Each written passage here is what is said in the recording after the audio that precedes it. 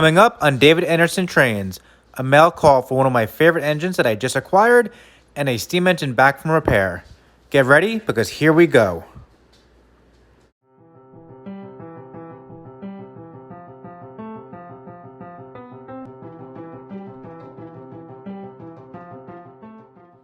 This is one of my favorite engines out there.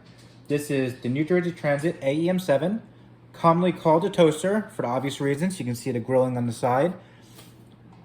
Very, very nostalgic to me. I grew up in New Jersey, still live here. Saw this all the time, going to Hazlitt, Middletown, sitting at the crossings in Homedale. This is one of those quintessential 1990s engines that I saw when I was growing up. Going into the new generation New Jersey's Transit, they use the Alp 46s, the 44s. They're using the FPs as well now. I mean, they're using a whole bunch of different engines. They're still using their GPs from Long Branch down. I have one of those in my collection as well. Currently being fixed by the train doctor in Tinton Falls. He does all my repairs. But I just picked this one up off eBay. I have no idea if it works. I got it for a great deal. I paid $215 by auction. I won an auction. $215 plus tax plus shipping. And I walked away with this about 2 days ago. Came to my doorstep this morning. And I have not tested it yet. So I don't know if it's going to work. That's always one of the cons of eBay. You never know if something's actually going to work the way it's supposed to. eBay doesn't exactly make it easy to do returns, and truthfully, with how hard it is to find one of these in the first place, I probably wouldn't return it. The last one I bought off eBay was a non-powered unit that I paid $175 for. This one I paid $215 that's powered and PS2. It is a good PS2 board inside. You can plug it right into the wall, charge it up. It's not those issues where the board should pop. There are some issues sometimes with speakers and such going on these. The engine I have right behind me, this Santa Fe steam engine right here, this just came back from the train doctor today. He was doing a speaker correction on this. I was lucky enough that it was just a speaker and not the soundboard. That's always good news. Still, $90 to have it fixed, including parts, labor, but I'm happy with it. This engine has skyrocketed in value, but we'll get to that one. In the meantime, let's see how this one works out. As I said, I haven't put it on a track yet, so let's bring it down to the layout. I'll put it next to the powered unit, and we'll see how it looks. All right, so I just got it on the track. As you can see, I have my dummy one right next to it.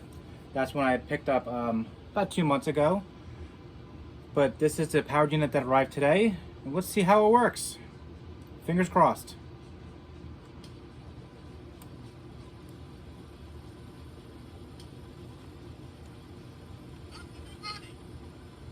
Okay, so far the sound is not great.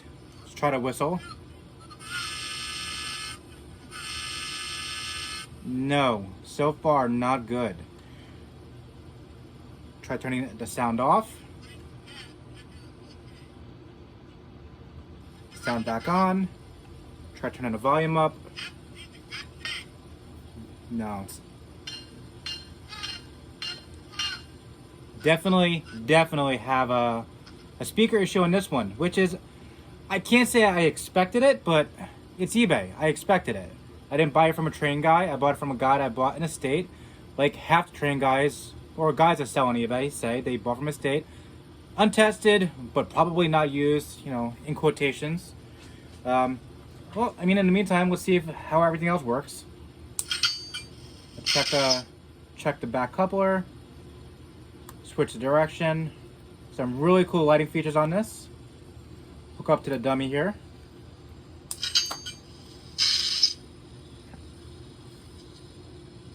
You can see the lighting is really cool in the front of this. Same thing on both sides. So when you switch directions, you go from the strobes in the headlights to the rear marker lights. Very cool. Now it does have pantographs. They are not operating. I do have a catenary system. Again, if you've seen my other videos, you know that's for decoration. But under most circumstances, I can use it. Now these have very small pantographs on it. As I said, they're not operating, but they're small across the bars. They may not grab onto my catenary system. I may in the future do some adjustments to make that bar bigger so it does swing out onto it. But first, we have to see about getting this thing working. But let's see if it moves.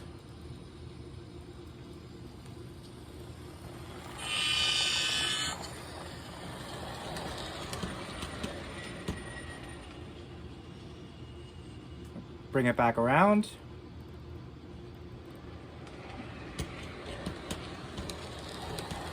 Casito, your indicators. Very cool. Switching back the headlight. The strobe lights are a really nice touch on this. They're actually very intricate. The lighting system on this is very intricate. The entire thing. I can't say I'm upset about that. The sound is just absolutely horrible. Quickly, I'm going to try and do a reset on the engine as a feature reset and see if that addresses it. I am fairly certain it's not going to. Yeah, nothing. Oh, a little bit louder, but still by no means good. Yeah, not good at all. That speaker is shot. So this is gonna be going to my favorite train store and repair place. This is going to the Train Doctor in Tinton Falls, New Jersey. He handles my entire layout as far as repairs. Almost everything on this layout came from his store. Despite the name, the Train Doctor, he does more than just repairs. He has a massive inventory, so I'd invite you guys to check out his store. Traindoctor.com/shipping. You can find his online store. Or you can check out in person. Go to his actual store in Tinton Falls, New Jersey. With that being said, I'm not going to play with this too much more in case there actually is a board issue. I don't want to make it any worse than it possibly could be. So we're going to shut this one down. And then I'm going to show you guys the steam engine I just got back from him from being repaired. So this is my Santa Fe, Texas 210-4 steam engine. I just got this back from being serviced by the Train Doctor in Tinton Falls. As I've mentioned a couple times in this video, he is phenomenal. If you've never had the pleasure of meeting Rem, who owns the business, or Steve and Pat, the two techs there, as well as Rem. Rem does a lot of work as well. He's the one who actually fixed this one, I believe. Stop by. It is a phenomenal workshop. And the inventory of brand new, pre-owned, classic, post-war, pre-war, everything you can imagine, anything trains, you will find in that store and workshop. But they just serviced this one for me. I just got it back. And they had done a speaker quality check on it for me because the sound was not great. I was not impressed. I was not happy. It was very low volume. The sound was very bad when you hit the whistle button. While they had it, I also asked them to replace the traction tires because they were worn out. One was actually broken off, typical for a steam engine. And the running boards, as is typical with, unfortunately, most steam engines from MTH. Lionel also, I'm not going to let them off the hook. Lionel also. The walkways, the running boards, they were detaching from the actual die-cast frame of the locomotive. This is a full die-cast Premier steam engine. It weighs a ton. It's a large engine. As I mentioned, it's a 210-4. I haven't tested it since I got it back from Rem today. So let's see how it sounds. Let's start it up right now.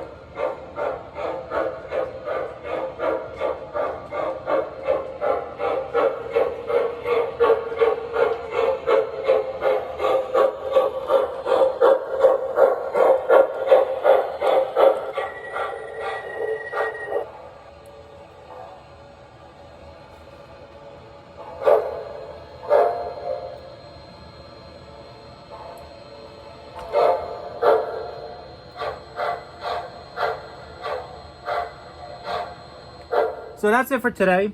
We had one not so slightly good engine, and then we had one great one that came back from the repair shop. So I guess New Jersey Transit, the AEM7 is gonna be going for repair. I'm hoping it's just a speaker issue and not a soundboard. Fingers crossed on this one. It happened just to be the speaker. You know, not a cheap fix, but not an expensive one by any means. A fix for a speaker issue or a sound issue on any of these engines ranges from $50 to $450, depending on what has to be done. Many times when you're upgrading the boards, because you can't get PS2 boards anymore, you have to go to PS3. The components are not compatible with the new boards, so you have to replace everything.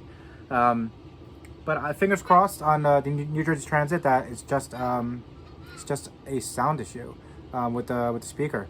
To me, that's what it sounds like. I've had that many times over on quite a lot of my MTH engines. Unfortunately, the speakers are just not the best quality. Not sure why, but I'm never gonna say anything bad about MTH. It's my favorite brand out there. Well, I know it's great, but I love the DCS system. I find it to be very simplistic. Legacy systems find it to be way too cumbersome to operate, and I can operate everything, including my TMCC, Legacy, everything through the DCS. Yes, I lose some of the fun things, I guess, but I just want whistle, bell, and smoke and chuffing sounds. That's it. I don't need the rest of the quote-unquote bells and whistles, even though that's what I'm getting. I don't need the crew talk, the chat, all of that. I just want the basic train stuff.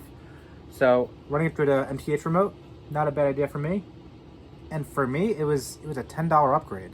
I had to buy the remote the wire that goes from the TIU to the cab one, and it was a simple upgrade that totally expanded my entire horizon with model railroading, because I had never up until that point bought a single Lionel engine that wasn't conventional for a different layout that I have for my son, who's just a toddler, so he doesn't usually play in this layout.